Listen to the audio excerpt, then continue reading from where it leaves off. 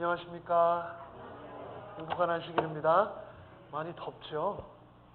네, 여러분 더운 게 좋으세요? 추운 게 좋으세요? 더운 것도 별로, 추운 것도 별로죠? 네, LA는 그래도 저녁 되면 시원하고 그래서 참 감사합니다. 먼저 하나님의 말씀 사사기 11장 32절로 33절의 말씀을 볼 텐데요. 파워포인트 화면을 띄워주시면 감사하겠습니다.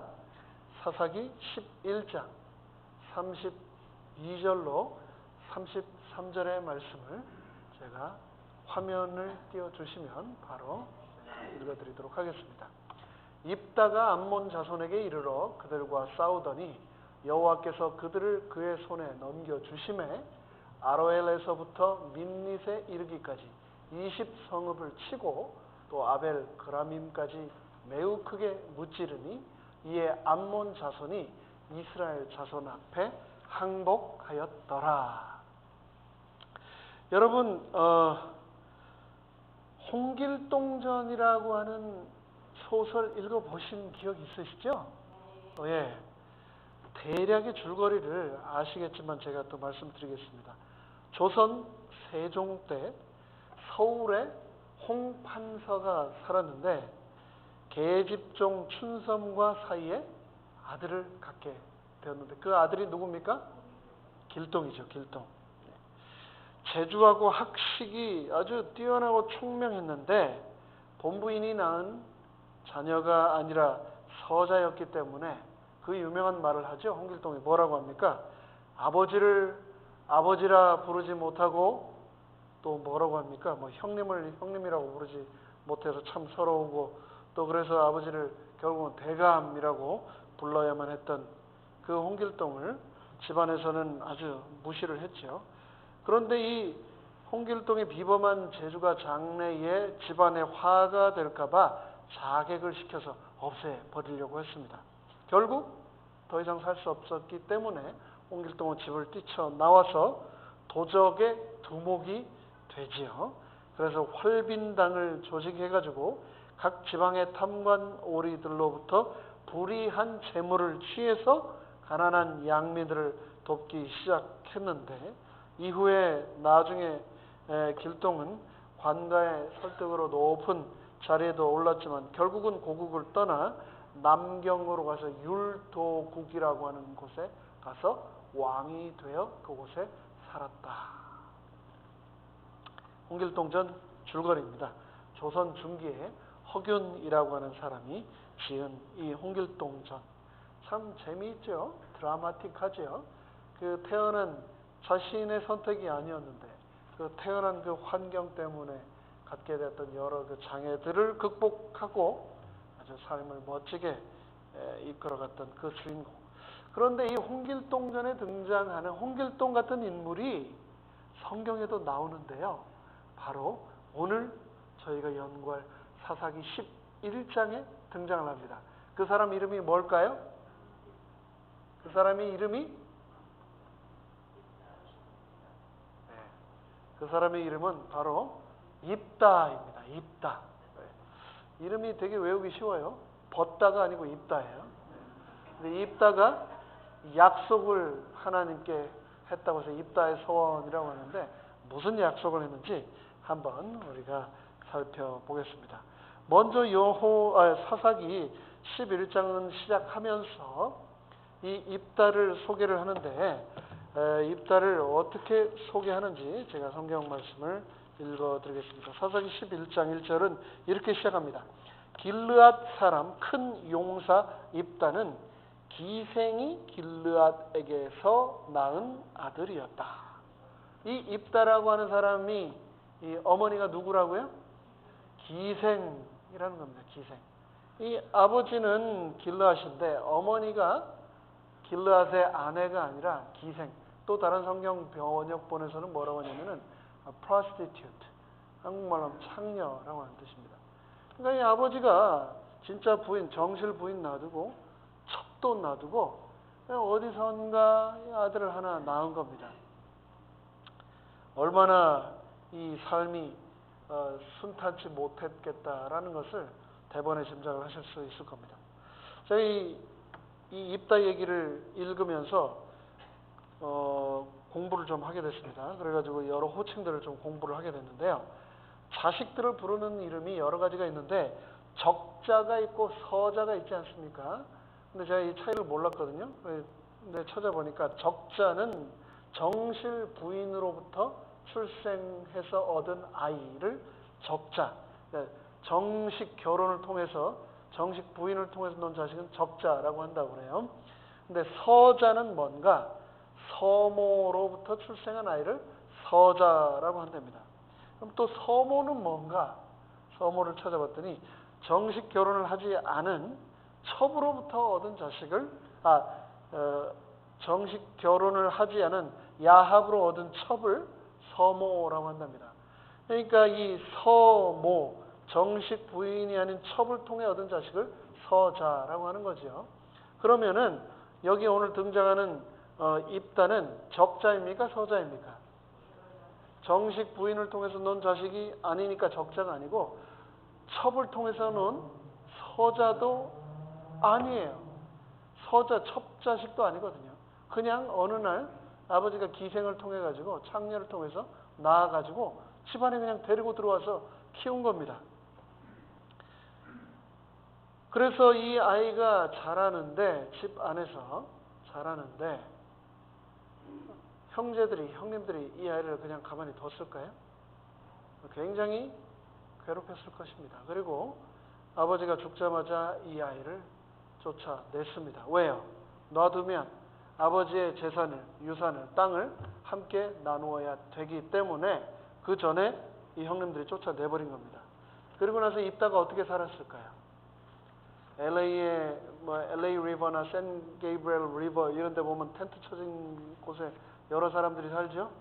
그런 것처럼 아마도 사람이 살지 않는 광야에서 거린들과 함께 어울려 살았을지 모르겠습니다. 그런데 이 아이가 자라서 입다가 어떻게 살았냐면은 사사기에서 뭐라고 얘기를 하고 있냐면은 입다를 쫓아내며 그에게 이르되 너는 다른 여인의 자식이니 우리 아버지 집 기업을 잊지 못하리라 쫓아냈죠. 그리고 3절에서 이에 입다가 그 형제를 피하여 돕당에 거하며 잡류가 그에게로 모여와서 그와 함께 출입하였더라. 돕이라고 하는 땅으로 가서 거하게 되었는데 그 입다 주위에 사람들이 어떤 사람들이 모였다고요? 잡류의 사람들이 모여들었다라고 얘기를 하고 있습니다. 우리가 생각하기에 이 잡류라고 하는 사람들을 불안당들, 건달, 깡패들로 생각을 할 수 있는데 재림교회 성경 주석에서는 뭐라고 얘기를 하냐면은 문자적으로 이 잡류라고 하는 이름은 의미는 하찮은 사람, 재산이나 직장이 없는 사람, 돈벌이를 하기 위해 익힌 재주가 없는 사람. 그러니까 즉 한마디로 뭐냐면 가난한 사람. 그런데 가난하다고 해서 도덕성이 결여되었다는 의미는 아니다. 단지 불운하여 불만을 품은 가난한 사람들을 잡류라고 한다라고 주석은 말을 하고 있습니다. 그래서 이 잡류가 입다 주위로 모여들었고 이 잡류의 두목이 된 겁니다. 입다가. 그러니까 한마디로 얘기를 하면 그때 당시에 셰리프가 없던 LA처럼 누가 도둑놈이 나타나면 헬기가 세대 탁 떠서 불을 비치고 막 폴리스카가 막 쫓아가서 잡는 그런 치안이 없던 그런 시대에 이 입다와 그의 주위에 몰려들었던 잡류는 어떤 역할을 했는가? 용병이나 척후병이나 호위병처럼 누군가가 지나갈 때 안전하게 도적대들로부터 보호해주면 그들로부터 대가를 받고 그들을 지켜주고 나름대로 치안 유지에 기여를 하면서 사는 그런 삶을 살게 되었던 것으로 보입니다.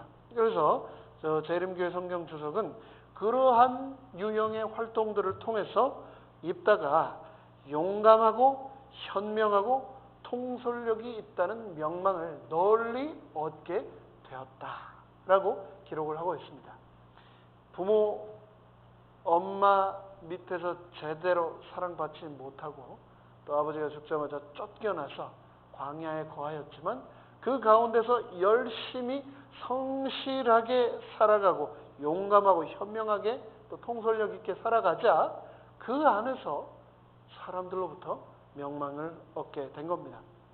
그래서 이제 이 긴 이야기를 굉장히 길더라고요. 11장도 40절까지 있는데 11장과 12장 7절까지 해가지고 이 입다의 얘기가 나오는데 이 이스라엘의 7번째 사사 입다의 얘기가 나오는데 이거를 다 읽으면 너무 시간이 걸릴 것 같아서 제가 간단하게 요약을 한번 해보겠습니다. 하나님께서 지키셨던 이 이스라엘 백성들이 우상숭배를 하고 죄를 짓자 하나님께서 또 그들을 또 벌하십니다. 이번에는 암몬 자손이 이스라엘을 치려합니다. 11장 5절에 보면 그러자 이스라엘의 장로들이 이 잡류와 함께 거하고 있는 잡류와 함께 돕당에 거하고 있는 입다를 찾아갑니다. 그래서 입다에게 뭐라고 하냐면은 우리의 장관이 되어주게라고 부탁을 합니다. 그러자 입다가 아니 나를 쫓아낼 때는 언제고 왜 이제 와서 나보고 장관이 되어달라고 하는 겁니까? 그러자 상황을 얘기합니다. 암몬 자손이 지금 우리에게 시비를 걸어오고 우리를 쳐들어오려고 하는데 우리가 스스로 지킬 힘이 없으나 당신이 와서 우리를 그들로부터 막아주고 우리의 지도자가 되어달라고 장관이 되어달라고 부탁을 하는 겁니다. 그러자 입다가 정말입니까? 신중하게 다시 한번 묻고 그렇다라고 하자 입다가 공식적으로 이스라엘의 장관으로 취임을 하게 됩니다. 그게 이제 11장 11절에 등장을 하죠. 그렇게 장관이 된 입다가 다짜고짜 암몬 사람들에게 암몬 왕에게 쳐들어가서 전쟁을 일으킨 게 아니고 아주 신중하게 그 사태를 파악을 한 다음에 사신들을 보내서 암몬 왕과 협상을 시도합니다. 사신을 보냈습니다. 왜 우리나라를 쳐들어오려고 하느냐? 왜 우리 땅을 빼앗으려고 하느냐? 그러자 암몬 왕이 뭐라고 하냐면 그거 원래 우리 땅이야. 그래서 찾으려고 하는 거야. 그러자 입다가 서베이를 굉장히 열심히 한 것 같습니다. 히스토리를 또 열심히 다 트래킹을 했어요. 그래가지고 왜 이 땅이 너네 암몬 족속 땅이라고 하느냐? 이 아모리 족속이 지금 살고 있는 이 땅, 우리 이스라엘 백성들이 살고 있는 이 땅은 300년째 지금 우리가 살아오고 있는 땅이야 라고 얘기를 합니다.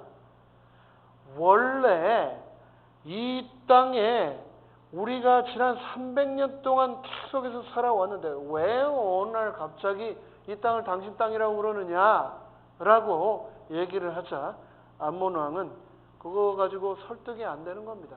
아니야, 이거 원래 우리 땅이었어 하고 다짜고짜 결국은 암몬 왕은 군인들을 이끌고 전쟁을 일으키게 됩니다.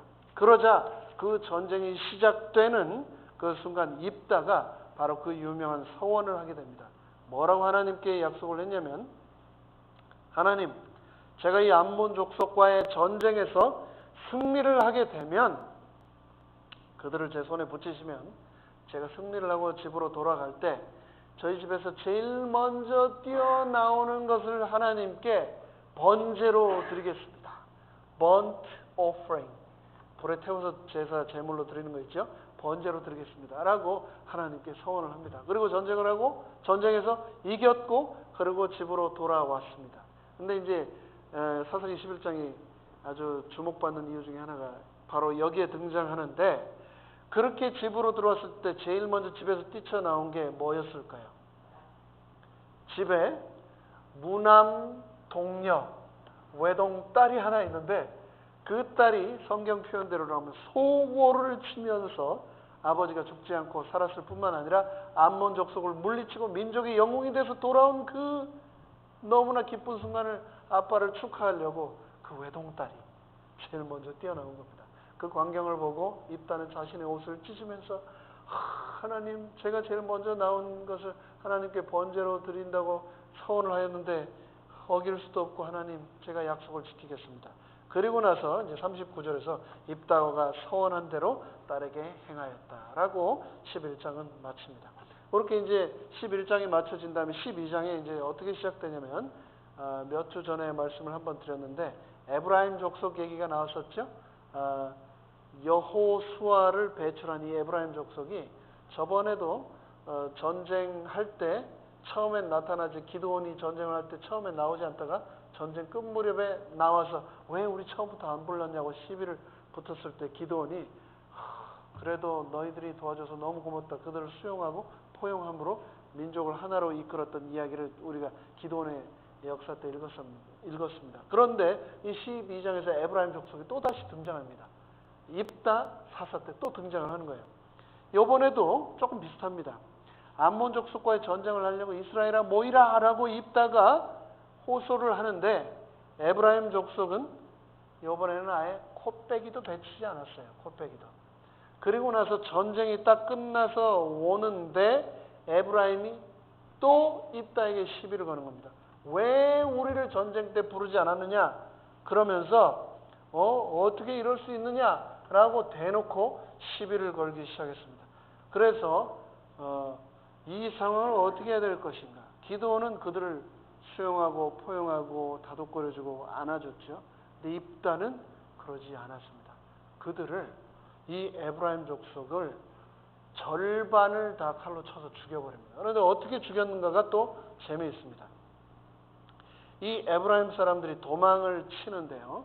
도망을 쳐서 강을 건너려고 할 때 한 명 한 명 잡아가지고 에브라임 사람이냐 아니냐, 뭐 아이디 카드 꺼내보아라, 뭐 이렇게 해서 확인을 하면 좋은데 그때는 포토 아이디도 없고 뭐 핑거프린트도 없고 그랬잖아요. 그럼 어떻게 에브라임 사람인지 아닌지 구별해서 그 에브라임 사람 42,000명을 칼로 쳐서 죽였는지 살펴보도록 하겠습니다. 그리고 나서 6년 동안 입다가 이스라엘을 다스리고 죽는 장면이 바로 사사기 12장 7절에 등장을 합니다. 이 11장과 12장을 통해서 우리가 살펴볼 키포인트는 세 가지입니다. 첫 번째, 입다의 이 서원을 우리가 좀 살펴보겠습니다. 하나님, 제일 먼저 뛰쳐나온 것을 하나님께 드리겠습니다. 딸이 뛰쳐나왔어요. 이 딸을 정말 불에 태워서 하나님께 제사로 드렸는가 아닌가, 그거를 한번 살펴보겠습니다. 두 번째, 12장에서 이 암몬 족속과 전쟁 때 나타나지 않았다가 나중에 자기네들을 부르지 않았다고 시비를 걸어왔던 이 에브라임 지파를 이 입다가 어떻게 학살을 했는가 살펴보겠습니다. 세 번째, 마지막으로 이 입다라고 하는 사사로부터 우리가 배울 수 있는 영적 교훈은 어떤 것들이 있는가 살펴보겠습니다. 먼저 여기서 첫 번째, 입다의 서원을 보겠습니다. 입다가 외동딸을 정말 번제로 드렸을까요? 여러분은 어떻게 생각하십니까? 입다가 그 외동딸을 꽁꽁 묶어서 돌 단 위에 나무 장작을 쌓고 그 위에 딸을 올려서 칼로 찔러서 하나님께 번제로 드렸을까요? 안 드렸을까요? 두 가지 의견이 있습니다. 두 가지 의견. 한번 보도록 하겠습니다. 사사기 11장 30절에서 먼저 이렇게 얘기를 하고 있습니다. 그가 여호와께 서원하여 이르되 주께서 과연 암몬 자손을 내 손에 넘겨주시면 내가 암몬 자손에게서 평안히 돌아올 때 누구든지 내 집 문에서 나와서 나를 영접하는 그는 여호와께 돌릴 것이니 내가 그를 뭘로 드리겠나이다? 번제물로, 영어로 burnt offering, 불에 태워서 드리는 번제물로 드리겠다라고 성경은 분명히 기록을 하고 있습니다. 이에 대해서 의견이 두 가지가 있습니다. 실제로 번제로 드렸다라는 의견이 있고 아니다라는 의견이 있습니다. 그럼 뭐부터 한번 살펴볼까요? 아니다 먼저 살펴볼게요. 아니다. 시간이 좀 걸리거든요. 아니다. AD 1200년경에 유대 랍비 킴히라고 하는 이 랍비가 이런 말을 했습니다. 입다가 그의 딸을 희생으로 드리지 않았는데 31절에서 말하는 그를 번제로 드리겠나이다 라고 하는 말은 사람에 해당되는 것이 아니라 동물인 경우에 한정된 것이다 라고 하는 견해를 내비쳤습니다. 그러니까 집에서 사람이 나올 줄 모르고 그렇게 얘기를 했다는 겁니다. 뭐 송아지가 튀어나오든지 염소가 나오든지 뭐 개가 나오든지 나오는 것을 하나님께 드리겠다라고 했던 거지 사람이 나올지는 몰랐다라고 얘기를 했다는 겁니다. 그래서 이 랍비 킴히는 이 39절을 입다가 자신의 딸에게 집 한 채를 따로 지어 주어서 남은 여생 동안 남성으로부터 격리되어 신성한 독신주의자로 살게 했지 죽여서 제물로 드린 것은 아니다 라고 얘기를 하고 있는 겁니다. 37절에 보면은요, 이 입다의 딸이 처녀로 죽음을 인하여 애곡하겠나이다. 나에게 2달의 시간을 주시옵소서 아버지. 그렇게 얘기를 하죠. 아버지가 성을 하셨으니까 제가 그 약속을 지켜야죠. 그런데 2달만 시간을 주십시오. 제가 이렇게 처녀로 죽게 된 것을 제가 슬퍼할 시간을 좀 주십시오. 그렇게 얘기를 했습니다.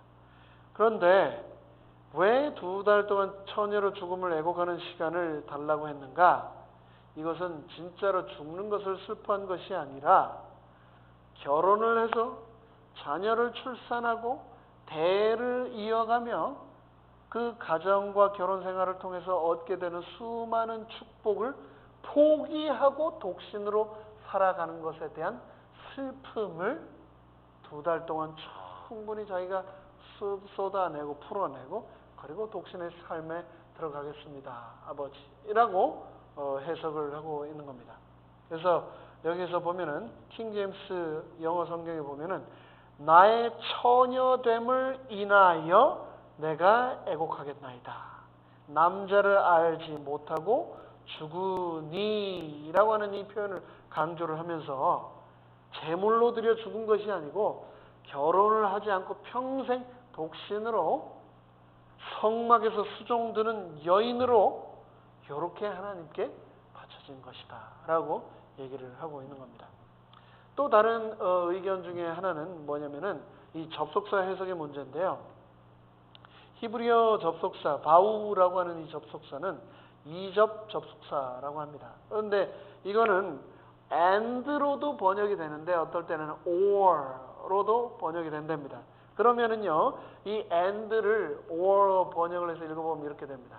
그가 여호와께 서원하여 이르되 주께서 과연 암몬 자손을 내 손에 넘겨주시면 내가 암몬 자손에게서 평안히 돌아올 때 누구든지 내 집 문에서 나와서 나를 영접하는 그는 여호와께 돌리고 그를 번제물로 드리겠습니다. and가 아니고 여호와께 돌리거나 or 내가 그를 번제물로 드리겠나이다 라고 번역이 되는 겁니다. 그러니까 첫 번째로 여호와께 구별된 삶을 살도록 드리던가 아니면 또 다른 대상이나 동물이 나오면은 번제물로 드리겠습니다. 이렇게 or A or B로 해석을 하는 겁니다. 이렇게 이제 해석을 하는 경우도 있다는 겁니다. 그런데 여기에서 우리가 근본적으로 생각해야 될 것 중에 하나는 뭐냐면은 과연 자녀를 제물로 드리는 것이 성서적인가, 하나님이 원하시는 것인가를 한번 생각을 해 보아야 되겠지요. 구약 성경에서는 인신제사를 근본적으로 불신앙으로 취급을 합니다. 한번 볼까요? 레위기에서 너는 결단코 자녀를 몰렉에게 주어 불로 통과하게 함으로 내 하나님의 이름을 욕되게 하지 말라. 자녀를 불 가운데 지나가게 하고 불에 태워서 제사 지내는 것은 하나님을 어떻게 하는 거라고요? 욕되게 하는 거라고 레위기는 분명히 말하고 있죠. 또 너는 이스라엘 자손에게 또 이르라. 그가 이스라엘 자손이든지 이스라엘에 거류하는 거류민이든지 그의 자식을 몰렉에게 주면 반드시 어떻게 하라고요? 죽이되 그 지방 사람이 돌로 칠 것이요 나도 그 사람에게 진노하여 그를 그의 백성 중에서 끊으리니 이는 그가 그의 자식을 몰렉에게 주어 내 성소를 더럽히고 내 성호를 욕되게 하였습니다. 인신제사하는 사람을 돌로 쳐서 죽이라고까지 하나님은 말씀을 하고 있는 겁니다. 신명기에서 그의 아들이나 딸을 불 가운데로 지나가게 하는 자나 점쟁이나 기름을 말하는 자나 요술하는 자나 무당이나 진언자나 신접자나 박수나 초혼자를 너희 가운데서 용납하지 말라라고 분명히 얘기하고 있습니다. 성경 말씀에는 분명히 아들이나 딸을 불로 태워서 제물로 바치는 이 인신 제사를 극악한 죄로 분명하게 규정을 하고 있습니다. 그런데 그거를 아는 사사라고 하는 민족의 지도자에 입다가 딸을 불에 태워서 하나님께 제물로 드렸겠느냐라고 얘기를 하고 있는 겁니다. 딸을 불에 태워서 제물로 드리지 않았다의 견해를 지금 살펴보았습니다. 그러면 이제 실제로 번제로 드렸다의 견해를 지금 또 한번 살펴볼게요. 이 금방 말씀드린 이 라피 킴히의 이런 해석과는 달리 그 당시 관습상 여자가 평생 처녀성을 유지하면서 수녀처럼 종교를 위하여, 신전을 위하여, 성소를 위하여 섬기면서 일했던 예가 없다. 유대 관례에 그렇게 나옵니다. 그런 적이 없다는 거예요. 평생을 처녀로 지내는 것을 그 당시에는 굉장히 불행으로 여겼다. 그 당시 관습이에요. 구약 성경 전체를 통해서 그런 예가 없고 제사장까지도 심지어 다 독신으로 살았습니까? 결혼을 다 했다고요. 그러니까 카톨릭에서 하고 있는 이 신부나 수녀들의 독신은 구약 시대의 이 성경의 과처럼 전혀 성서적이지 않은 겁니다. 게다가 이 구약 성서에서 등장하는 여 선지자들, 드보라, 훌다 이런 여 선지자들은 어땠습니까? 결혼했습니까? 안 했습니까? 결혼 다 했다고요. 남편이 있고 자녀들이 다 있고 정상적인 결혼 생활을 모든 사람들이 다 하도록 하나님이 하셨고 절대 독신하면서 성막을 섬기며 이렇게 하도록 한 예가 없다는 겁니다. 그리고 또 뭐라고 얘기하고 있냐면 이제 유대인들의 문헌이죠. 결혼을 하지 못하고 처녀로 살아야 할 운명 때문에 2달씩이나 애고갈 필요가 있느냐라고 얘기를 하고 있습니다. 예. 이렇게 얘기를 하고 있어요. 그래서 유대인 기독교 해석자들은 한결같이 이 구절은 말한 그대로 입다가 하나님께 번제로 드린다고 했고 그대로 행하였다고 성경이 기록하고 있으니 번제로 드린 것이다 라고 얘기를 하고 있습니다. 딸을 여호와께 희생제물로 드렸다. 아브라함도 누구를요? 이삭을 하나님께 드린다고 산으로 올라가지 않았던가? 라고 하면서 말입니다. 자, 그러면은 두 가지 견해를 다 드렸습니다. 입다가 딸을, 외동딸을 하나님께 번제물로 드렸다? 안 드렸다? 여러분은 어떻게 생각하십니까? 그래요? 예. 자, 이것에 관해서 저희 재림교회 성경 주석에서 뭐라고 얘기하고 있는지 제가 말씀드리겠습니다. 재림교회 성경 주석 사사기 11장에 보면은 이렇게 얘기를 하고 있습니다. 입다의 성급한 서원에 관한 기록은 내용이 너무 간단하여 무슨 일이 있었는지 명확하게 결론 내리기가 어려운 성경 구절 중 하나로 남아 있다. 다른 것과 마찬가지로 여기서도 성경이 말하는 바를 확인하고 그 내용을 그 이야기에 대한 우리의 생각에 짜 맞추려는 시도를 피해야 한다. 우리는 성경을 기록된 그대로 받아들여야 하며 그 문제를 있는 그대로 놓아두는 것으로 만족해야만 한다. 뭐라고요? 그냥 거기까지만 그렇게 이해하고 어떻게 하라고요? 놓아두어라 라고 얘기를 하고 있습니다. 물론 가능한 한도 내에서 우리는 사람들의 의혹을 통해 유익을 얻도록 해야만 하며 근거도 없이 그들을 판단해서는 안 된다. 이 기록된 자체가 너무나 제한되어 있어요. 아주 자세하게 육하 원칙에 의해서 모든 것이 다 기록된 게 아닙니다. 그렇기 때문에 우리가 이것만 가지고는 그렇게 했다, 그러지 않았다를 판단을 할 수가 없다는 거예요. 그래서 그것을 그냥 더 이상 거기서 억지로 가지 말고 그 정도의 여백을 남겨 놓아라라고 성경 주석은 말하고 있습니다. 저도 이거 보면서 좀 너무 답답하더라고요. 기면 기고 아니어야 되는데 하나님은 때로 이렇게 남겨두어라라고 얘기를 하시는 경우가 있나 봅니다. 그래서 입다의 서원에 관해서는 우리가 이렇게 마무리를 한번 해보도록 하겠습니다. 그리고 또 아주 재미있는 내용 입다의 이야기 중에 하나가 바로 12장에 등장하는데 에브라임 지파의 학살 이야기입니다. 입다가 12장을 다시 한번 요약을 해볼까요? 입다가 암몬 족속을 물리쳤습니다. 그렇죠? 그리고 나서 에브라임 사람들이 입다에게 가서 자신을 부르지 않았다고 이 에브라임 지파가 또 불평을 합니다. 그러면서 에브라임 사람들이 뭐라고 하냐면 입다에게 우리가 반드시 너와 너의 집을 불사르리라. 에브라임 사람들이 죽여버리겠다고 입다를 죽이고 너도 죽이고 너의 식구들도 다 불태워 죽여버릴 거야 라고 에브라임 사람들이 얘기를 하는 겁니다. 입다가 기드온처럼 가만히 있지 않았습니다. 그리고 4만 2천 명의 에브라임 사람들을 칼로 쳐서 죽이는데 바로 이렇게 내용이 등장하고 있습니다. 에브라임 사람들이 모여 북으로 가서 입다에게 이르되 내가 암몬 자손과 싸우러 건너갈 때 어찌하여 우리를 불러 너와 함께 가게 하지 아니하였느냐? 우리가 반드시 불러 너와 내 집을 사르리라. 그렇게 얘기를 하고 있죠. 그러자 입다가 너희가 나를 그들의 손에서 구원하지 아니하였다. 분명히 내가 같이 가자고 했는데 너희가 합류하지 않았다.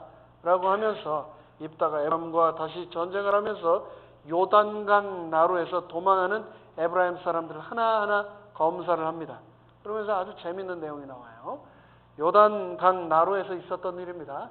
길르앗 사람이 에브라임 사람 앞서 요단 나루터 잡아 지키고 에브라임 사람의 도망하는 자가 말하기를 에브라임 사람들이 도망치는 겁니다. 입다가 다 잡아 죽이려고 하니까 에브라임 사람이 도망치려고 하는데 그때 말하기를 청컨대 나로 건너가게 하라 하면 그에게 묻기를 네가 에브라임 사람이냐 하여 그가 만일 아니라 하면은 그에게 이르되 십볼렛이라 하라 하여 에브라임 사람이 능히 구음을 바로 하지 못하고 십볼렛이라고 하면 길르앗 사람이 곧 그를 잡아서 요단 나루턱에서 죽였더라. 그때 에브라임 사람의 죽은 자가 몇 명이요? 4만 2천 명이었다. 이거 조금 쉽게 더 설명을 한번 해볼까요? 제가 한국에서 있을 때 늘 들판에서 들리는 새 소리가 있었습니다. 뭐냐면 여러분 논에서 많이 사는 새가 뭐가 있습니까? 뜸부기 소리 기억하세요? 뚜뚜뚜뚜뚜 뚜뚜뚜뚜 이렇게 울어요. 재밌게. 흉내를 참 못 내죠. 그런데 참 신기하게 제가 저희 집 엘몬테 집에서요. 뜸부기 소리가 나더라고요. 뜸부기 소리가. 근데 뜸부기 소리가 틀려요. 뭐죠? 새의 음색은 똑같은데 톤이 틀리다고요. 한국에서 분명히 제가 그 어린 시절을 수많은 그 뜸부기가 뚜뚜뚜뚜 그렇게 울던 뜸부기가 아니고 오늘 아침에도 울었어요. 제가 또 확인했습니다. 아침에 해가 뜨면 새들이 제일 먼저 울잖아요. 이 미국 엘몬테 뜸부기가 뚜뚜뚜 뚜뚜뚜 뚜뚜뚜 이렇게 울어요. 그래서 야 새들도 사투리를 쓰나 보다. 미국 뜸부기들은 이렇게 틀리게 말하나 제가 그 생각을 했는데요. 제 아주 친한 친구 목사들이 이 영남36 이제 대구 목사님들이 많습니다. 그런데 얘기를 하다 보면 참 재밌는데 이 쌀 있잖아요. 쌀 좀 씻어라 하는데 쌀 발음을 못 하대요. 살 그래요. 살 이게 아무리 해도 안 되더라고요. 그러니까 사람마다 또 자란 이 배경마다 이게 틀린데 그게 고쳐지지 않고 구별이 되는 겁니다.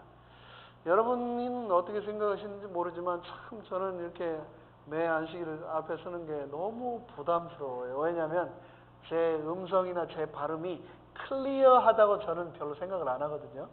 참 음성이 클리어하고 발음이 클리어한 분들을 들으면 저는 너무나 부럽습니다. 근데 제가 정말 부담이 되는 발음이 하나 있어요. 그거 가지고 여러분이 얘기를 해주셨는데 아무래도 저는 그 차이를 모르겠어요. 뭐냐면요. 예를 들면 이런 겁니다. 아이, 네하고 어이, 네를 저는 구별을 못하겠어요. 근데 또 전라도 사람들이 그런다네요. 그러니까 제가 어린 시절을 또 그쪽에서 보냈으니까 너는 아이, 네죠. 내게 부르짖으라. 내가 내게 응답하겠고. 그러니까 아이, 어이, 네가 계속 나와요. 내가 알지 못하는 크고 은밀한 일을 내게 보이리라. 저는 아이나 어이나 똑같아요. 그런데 이게 발음이 틀리다는데 저보고 그거를 구별해서 해야 된다고 얘기를 하시고 막 해주시거든요. 따라하라고. 그런데 저는 도대체 이거를 아직도 구별을 잘 못하겠습니다. 내게 부르지라. 내게 응답하겠고. 내가 이게 뭐가 틀린지 잘 모르겠어요. 그런데 그 얘기가 바로 이 사사기 12장에 등장하는 겁니다. 뭐라고 얘기를 하냐면은 요단 나루에서 여기 사람들이 지키고 있다가 에브라임 사람들이 도망을 가잖아요. 그럼 또 해가지고 너 에브라임 사람이 아니야. 에브라임 사람입니다. 하면 바로 죽였겠죠. 그러니까 이 사람들이 에브라임 사람이라고 했을까요? 안 했을까요? 안 했겠죠. 아닙니다. 그러면 긴가 아닌가 보자라고 발음을 해보라고 하는 겁니다. 시볼렛 해봐 하면 이 사람들이 이 sh sheep 이 발음을 못하고 s 발음 시볼렛 이렇게 하는 겁니다. 발음을 시볼렛 발음을 못하는 거예요. 그래서 시볼렛 해봐 sheep을 못하고 시볼렛 하면 땡깡 죽이고 해서 이렇게 4만 2천 발음을 못해가지고 에브라임 사람들이 이렇게 4만 2천 명이 그날 죽었다라고 얘기를 하고 있습니다. 제가 이거 앤드루스에서 링귀스틱 공부할 때 우리 교수님께서 이 얘기를 해주셔서 참 재밌게 들었던 기억이 있습니다. 에브라임을 향한 심판이냐 입다의 동족을 향한 잔인한 복수이냐 이 많은 의견들이 있습니다. 하지만 에브라임이 이 민족에 하는 이 큰 사역의 전쟁에 동참하지 않고 늘 불평을 하였고 결국 이들이 바로 이 사사기 12장에서 4만 2천 명이나 되는 사람들이 죽게 되었습니다. 이제 말씀을 마무리 한번 해보겠습니다. 이 사사기 11장과 12장에 등장하는 이 입다의 이야기를 통해서 우리가 무엇을 배울 수 있는가? 어떤 교훈을 얻을 수 있는가? 여러분 그 타자 잘 치세요? 타이핑 잘 하세요? 컴퓨터로 타이핑 잘 하시나요? 제가 손이 이렇게 생겨서 그 잘 못할 것 같죠. 근데 제가 말은 느린데 타이핑은 굉장히 빠릅니다. 그래서 뭐 이렇게 영어든 한글이든 뭐 타이핑 치는 건 전혀 문제가 없어요. 이렇게 보면은 굉장히 빠른 속도로 말하는 것도 어느 정도 타이핑을 따라갈 정도로 빠르게 칩니다. 근데 타이핑을 해보면 이 10손가락 중에 제일 쓸데없는 게 뭐냐면 엄지예요, 엄지. 왼쪽 4개도 좌파는 그 글자 한 20개를 커버하고요. 오른손 손가락 4개도 한 20개를 커버해요. 왔다 갔다 하면서. 근데 이 엄지손가락 2개는 할 일이 없어요. 한 칸 뛸 때, 스페이스 한 번 칠 때나 쓰는 거예요. 그러니까 여태까지 우리가 옛날에 그 뭐 전쟁 시대에 막 타자기를 하고 요즘 컴퓨터를 하고 뭐 아이패드를 쓰고 이런 거 할 때 항상 사용하고 이렇게 쓸모없이 여겨졌던 이 엄지손. 이 엄지손이요, 의외로 참 쓸모가 없어요. 이 새끼손가락은 귀라도 파고 코라도 후비지요. 엄지손으로는요, 코도 못 후벼요. 안 들어가가지고. 반지도 끼우면 폼도 안 나요. 되게 이상하게 생겨가지고. 그런데 시대가 바뀌었습니다. 시대가 어떤 시대가 됐습니까? 드디어 셀폰의 시대가 왔습니다. 전화 뭘로 받습니까? 엄지로 받아요. 엄지로. 쓰지 않는. 그리고 여러분 텍스트나 카톡 하실 때 어떻게 합니까? 엄지로 타이프를 치는데요. 여러분들은 조금 느리죠? 여러분들 손주들 봐보십시오. 보이지 않게 말하는 속도로 쳐요. 엄지로. 어떻게 보면 이 입다가 엄지 같은 사람이었어요. 전혀 사용되지도 않고 빛도 발하지 못하던. 하지만 때가 되자 준비가 되었던 그 입다를 하나님은 귀하게 사용을 하셨습니다. 우리도 만약 하나님을 찾고 하나님께 기도하고 하나님 나에게도 여전히 기회 주실 것을 믿습니다 라고 한다면 하나님께서는 우리 또한 입다처럼 사용되지 않던 엄지를 지켜 세워서 우리에게 영광을 돌리실 것입니다. 우리에게 주어지는 크고 작은 어려움, 그 기생의 자식으로 태어나서 아버지의 자녀들, 그 배다른 형님들 밑에서 살다가 도부로 쫓겨나고 잡류들과 함께 어울려 살던 그 야인의 삶의 무명의 모든 서름을 뒤로 하고 입다는 여전히 그 모든 시간들 가운데서 하나님을 늘 의지하던 사람이었고 결국은 이스라엘의 제7대 무엇으로? 사사로 하나님께 사용을 받게 되었습니다.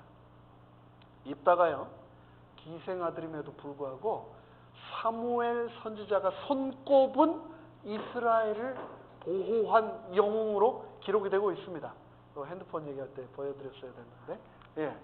사무엘이 뭐라고 했냐면요, 여호와께서 여룻발, 기드온이죠, 여룻발과 베단과 입다와 나 사무엘을 보내서 너희를 원수의 손에서 건져내셨다라고 사무엘이 얘기하는데 여기에 사무엘과 함께 누가 나옵니까? 오늘 얘기한 입다가 등장하고 있습니다. 기생의 아들, 첩의 자식도 아닌 그 입다가 등장하고 있다고요. 그리고 거기서 더 나아가서 우리가 잘 아는 믿음의 조상들을 기록해 놓은 히브리서 11장 믿음장에 입다가 나올까요? 안 나올까요? 입다가 나오죠. 내가 무슨 말을 더하리요? 기드온, 바락, 삼손과 함께 누구의 이름이 나옵니까? 입다의 이름이 믿음의 장에 등장하고 있습니다.